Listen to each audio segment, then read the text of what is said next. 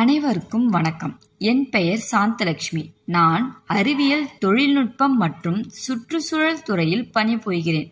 நாம் இப்போது mission life, அதாவது சுற்றுச்சூழலுக்கான வாழ்க்கை முறை என்ற தலைப்பில் ஆரோக்கியமான வாழ்க்கை முறையை கடைபிடிப்போம் என்ற தீமில் நம்ம வீட்டிலேயே மருத்துவ குணங்கள் உள்ள செடிகளை வளர்ப்பது பற்றியும் அதன் நன்மைகள் பற்றியும் தெரிந்து கொள்வோம். நமக்கு அடிப்படையான தேவைகளுள் மிக முக்கியமானது உணவாகும். நம்ம சாப்பாட்டை பொறுத்து தான் நம்மோட உடல் நலம் இருக்கும். உணவே மருந்து என்னும் நிலை மாறி இப்போ மருந்தே உணவு என்ற நிலைமைக்கு தள்ளப்பட்டிருக்கோம். அதனால நம்ம வீட்டிலேயே ஈஸியா வளர்க்கக்கூடிய 10 மருத்துவ குணங்கள் உள்ள செடிகளை பற்றியும் அதன் நன்மைகள் பற்றியும் பார்க்கலாம். முதலாவதாக வேம்பு, அதாவது வேப்பிலை. இது ஒரு மருத்துவ அற்புதம்னே சொல்லலாம். இதன் இலைகள், பூக்கள், காய்கள் மற்றும் மரப்பட்டைகளை வெவ்வேறு மருத்துவ பயன்பாட்டிற்கு இப்பயும் நம்ம எல்லோர் வீட்டிலையும் பயன்படுத்தித்தான் வரோம்.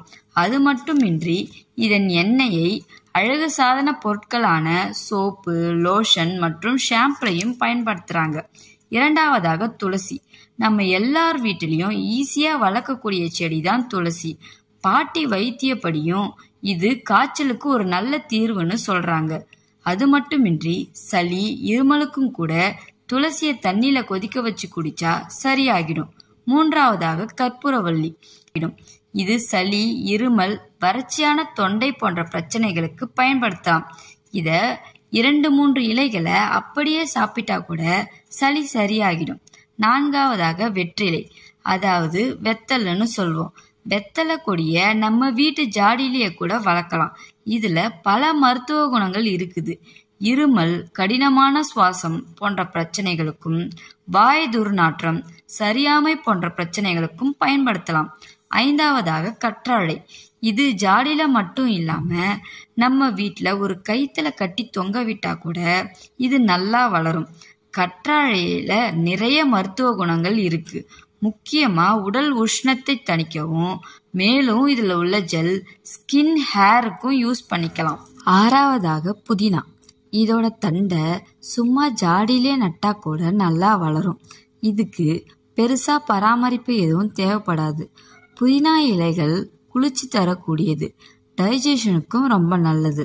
அதனாலதான் நம்ம வீட்டுல அசைவம்லாம் செய்யும் போது புதினாவை அதிகம் யூஸ் பண்ணுவாங்க. இதுல ஜூஸ், சட்னி கூட செஞ்சு சாப்பிடலாம். ஏழாவதாக பிரண்டை. இது கொடியா வளரும். இதுவும் சின்ன கிளையா உடைச்சு வச்சா நல்லா வளரும். எலும்பு சம்பந்தப்பட்ட எல்லா பிரச்சனைகளுக்கும் துவையலாவோ, ரசமாவோ, சட்னியாவோ சாப்பிடலாம். மேலும் இது பசியின்மையை போக்கும். எட்டாவதாக தூதுவளை. இது கிராமங்கள்ல வேலியில பறந்து கிடக்கும் ஒரு தாவரம். நம்ம வீட்டிலையும் வளர்க்கலாம். இது கொஞ்சம் முள்ளு முள்ளாத்தான் இருக்கும். இதோட இலை, பூவெல்லாம் அரைச்சி ரசம் வச்சு சாப்பிட்டா சளி, வறட்டு இருமல் எல்லாம் சரியாகிடும். 9வதாக மணித்தக்காளி கீரை, அதாவது மணத்தக்காளி. இதோட விதைய போட்டாலே இந்த செடி நல்லா வளரும். இது அல்சர், வாய்ப்புண் போன்ற பிரச்சனைகளுக்கு ரொம்ப நல்லது. வாய்ப்புண்ணுக்கு 2-3 இலைகளை அப்படியே சாப்பிட சீக்கிரம் சரியாகிடும். 10வதாக சங்குப்பூ. இந்த பூவுல மருத்துவ குணம் மட்டும் அல்ல, பார்க்கவும் ரொம்ப அழகா இருக்கும்.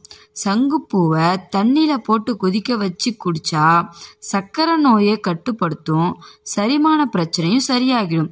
இதே போன்று பல மருத்துவ குணங்கள் இதுல இருக்கு. எனவே வருமுன் காப்போம் என்பதை உணர்ந்து நம்மோட அன்றாட உணவுல மருத்துவ குணங்கள் உள்ள மூலிகைகளை சேர்த்து சாப்பிட்டு ஆரோக்கியமாக வாழ்வோம். நன்றி, வணக்கம்.